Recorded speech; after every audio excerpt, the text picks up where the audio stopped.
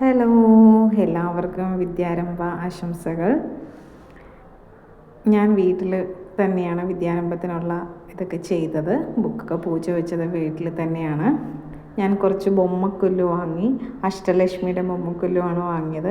ഞാൻ ഒത്തിരി നാളായിട്ട് നോക്കി നടന്ന് എന്താണിത്, എങ്ങനെയാണിത് വാങ്ങിക്കണമെന്നൊന്നും അറിയില്ല. അങ്ങനെ എനിക്ക് എൻ്റെ വീടിൻ്റെ അവിടെ നിന്ന് തന്നെ ഒരു കൊങ്ങണീസിൻ്റെ അവിടെ നിന്ന് കിട്ടി.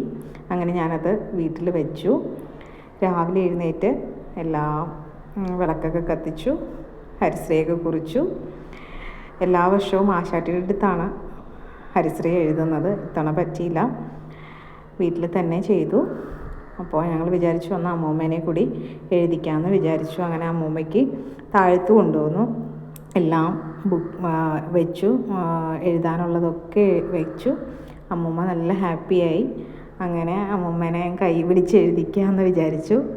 ഇതുപോലെ ആശാട്ടി നമ്മളെ കൈ എത്ര വലുതായാലും നമ്മളെ ചേർത്ത് പിടിച്ച് ഇങ്ങനെ നമ്മുടെ കൈ പിടിച്ചിങ്ങനെ എഴുതും.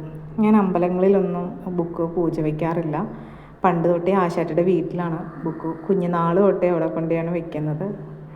ഇത്തവണയും അങ്ങനെ തന്നെ ചെയ്യണമെന്ന് വിചാരിച്ചതാണ്. പക്ഷേ ഞാനിവിടെ എറണാകുളത്തായതുകൊണ്ട് പോകാൻ പറ്റിയില്ല. എന്തായാലും വൈകിട്ടൊന്ന് പോകണമെന്ന് വിചാരിക്കുന്നു.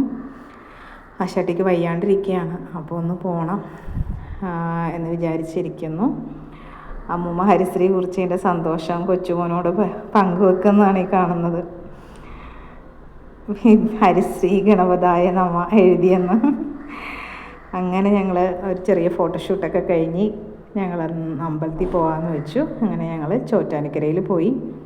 ഒരു സൂചി കുത്താൻ സ്ഥലമില്ല, അത്രയ്ക്ക് തിരക്കാണ് അമ്പലത്തിൽ.